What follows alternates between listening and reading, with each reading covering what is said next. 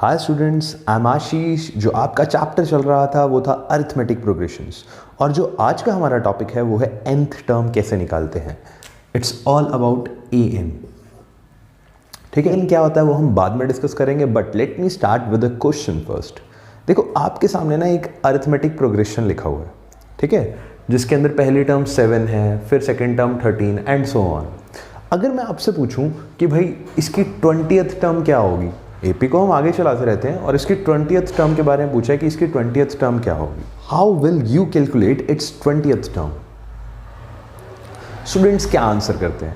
देखो, जिनको nth term के कंसेप्ट के बारे में नहीं पता होता वो कोशिश करते हैं कि भाई हम डी कैलकुलेट करें इसका, कि जैसे 7 से लेके 13 तक अगर मैं गैप देखता हूं तो 6 का गैप है, तो उनका आंसर होता है कि भाई ये 6 ऐड करते रहो हर एक टर्म के अंदर, तो हमारे पास आगे आगे एपी बनती रहेगी। फॉर एग्जाम्पल मैं एक टर्म कैलकुलेट करके दिखाता हूँ कि यहाँ पे अगर मैंने 6 ऐड किया तो मेरी 5th टर्म आ जाएगी 25 + 6 31, ठीक है, और ऐसे चलते रहेंगे, फिर आएगी 37 एंड सो ऑन। बट क्या आपके पास इतना टाइम है कि 20th टर्म तक पहुंचने के लिए आपको हर बार नेक्स्ट टर्म निकालने के लिए 6 ऐड करना पड़े? नहीं, there must be a method, because arithmetic progression तभी एक सक्सेसफुल कंसेप्ट है क्योंकि इसके अंदर कोई ना कोई मेथड जरूर होगा। अगर आपको यहाँ पर 20th टर्म निकालनी है ना, तो 20th टर्म के लिए एक फॉर्मूला रखती है एपी, ठीक है, और वो फॉर्मूला है क्या? That formula is first term plus 20 - 1 into D, ठीक है। आई थिंक वो इतना लंबा चौड़ा फॉर्मूला नहीं है, आपने यहाँ पर सिर्फ क्या किया, फर्स्ट टर्म के अंदर ऐड कर दिया है जो भी टर्म निकालनी है -1 इंटू डी, ठीक है। तो लेट अस लर्न कि इस फॉर्मूले को हम अप्लाई कैसे करेंगे। सबसे पहले ना जो चीज़ें यहाँ यूज़ हो रही हैं उसको मैं राइट साइड लिख लेता हूँ कि इस क्वेश्चन के अंदर वो है क्या। फॉर एग्जाम्पल ए यूज़ हो रहा है, ए क्या है इस क्वेश्चन के अंदर? ए फर्स्ट टर्म होता था, तो फर्स्ट टर्म यहाँ पर है 7, तो मैंने यहाँ पुट कर दिया 7। डी होता है कॉमन डिफरेंस, और आपको पता है वो कैसे निकालते हैं, T2 - T1, second term minus first term, 13 - 7 is 6, तो मेरे पास आया वो 6। अब ए और डी निकल गया, उसको उठाकर सिर्फ यहाँ पुट करना है, तो फॉर्मूले के अंदर मैं पुट कर रहा हूँ, ए है आपके पास 7 प्लस 20 - 5 इज 19, डी है आपके पास 6। अब इसको हम आगे फर्दर कैलकुलेट कर लेते हैं टू फाइंड आउट कि आपके पास 20th टर्म आएगा क्या। तो आपने यहाँ देखा कि 7 + 19 इंटू 6 को कैलकुलेट करना है, तो मैंने यहाँ पर इन दोनों को पहले मल्टीप्लाई किया। बोर्ड मास कहता है पहले मल्टीप्लिकेशन होगी, तो 19 को 6 से मल्टीप्लाई किया, I get 114 and 7 + 114 gives me 121। इसका मतलब आप अगर यहाँ पर T20 निकालना चाहते हो ना, तो उसका आंसर आएगा 121। अगर अभी भी स्टूडेंट्स नहीं मानते हैं ना कि इस फॉर्मूले को अप्लाई करने के लिए उनको एक सॉलिड रीज़न मिला है, तो मैं कहता हूँ भाई T1000 निकाल कर देखो। दैट मीन्स 1000 टर्म तक आप अगर पहुँचोगे ऐड करके, तो सोचो आपको कितना टाइम लगेगा। जबकि मैं इस फॉर्मूले के साथ सिर्फ अगर यहाँ पर पुट कर दूँ 1000, तो आपके पास T1000 भी निकल सकता है। जस्ट फॉर एक्स्ट्रा इन्फॉर्मेशन, अगर मैं T1000 का यहाँ फॉर्मूला बनाना चाहूँ तो वो क्या बनेगा? देखो, T1000 अगर मैं कैलकुलेट करना चाहता हूँ, वहाँ पर ए वैसे का वैसे ही रहेगा, प्लस 1000 - 1 इंटू डी, ठीक है। ध्यान देना, ए और डी वैसे के वैसे ही पड़े हैं, आपके पास 20 - 1 की जगह 1000 - 1 हो गया।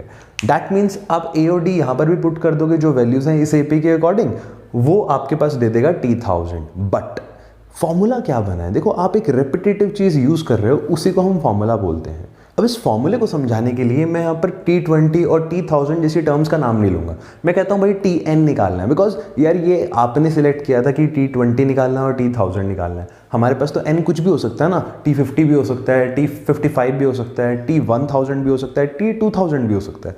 तो मैं यहाँ पर Tn निकालने की बात करूँगा कि भाई n कुछ भी हो सकता है, जो वो इंडेक्स नंबर लिखा है ना कि किस नंबर की टर्म निकालनी है।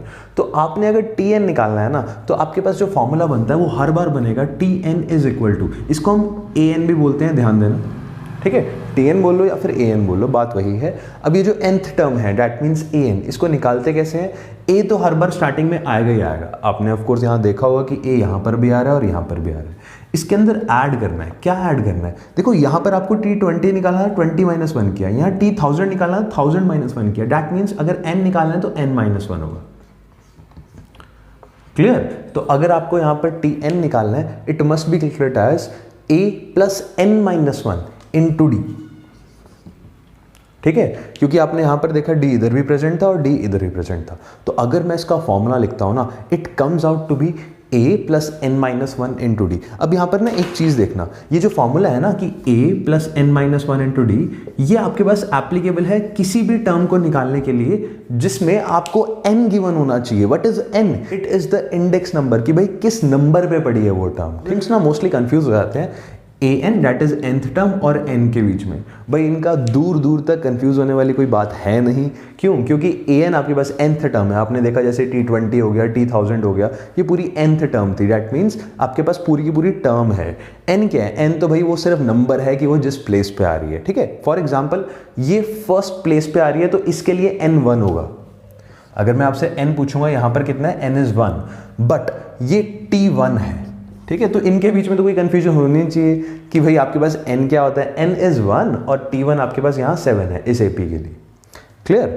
तो आपने देखा हमने इस फॉर्मूले की अभी बात करी जिसके अंदर आपको Tn निकालना आ गया है। बट अगर मैं आपसे पूछूं इस पूरी इक्वेशन के अंदर कितनी चीज़ें पड़ी हैं जो आप सब्स्टिट्यूट करते हो। देखो Tn तो आप निकालने जाते हो, ठीक है, तो एक a गिवन होना चाहिए, दूसरी चीज़ n तीसरी चीज़ और d फोर्थ। अगर मैं यहाँ पर काउंट करूँ तो आपके पास 4 चीज़ें प्रेजेंट हैं। अगर मैं कहूँ कि भाई इस इक्वेशन का यूज़ सिर्फ Tn को निकालने के लिए नहीं होता, और भी चीज़ों के लिए कर सकते हो, वो क्या है? इन 4 में से कोई भी 3 प्रेजेंट हो सकती है। क्या ऐसा नहीं हो सकता कि आपके पास इक्वेशन की ये वाली साइड गिवन हो, a भी गिवन हो और n भी गिवन हो, आपको d निकालने के लिए कहा गया हो। ठीक है, तो ऐसा भी हो सकता है कि इक्वेशन के अंदर आपके पास 4 में से कोई 3 वैल्यूज गिवन हो और आपको फोर्थ निकालने के लिए कहा गया हो। इसके बारे में हम डिटेल नेक्स्ट वीडियो के अंदर डिस्कस करेंगे, बट आपको Tn के फॉर्मूले के बारे में पता होना चाहिए कि इसकी क्या क्या एप्लीकेशंस रह सकती हैं। तो this is all about an that is nth term. अगर आपको कोई प्रॉब्लम हो तो प्लीज़ मुझे टेक्स्ट करना। This is Ashish and I am signing off. नमस्ते।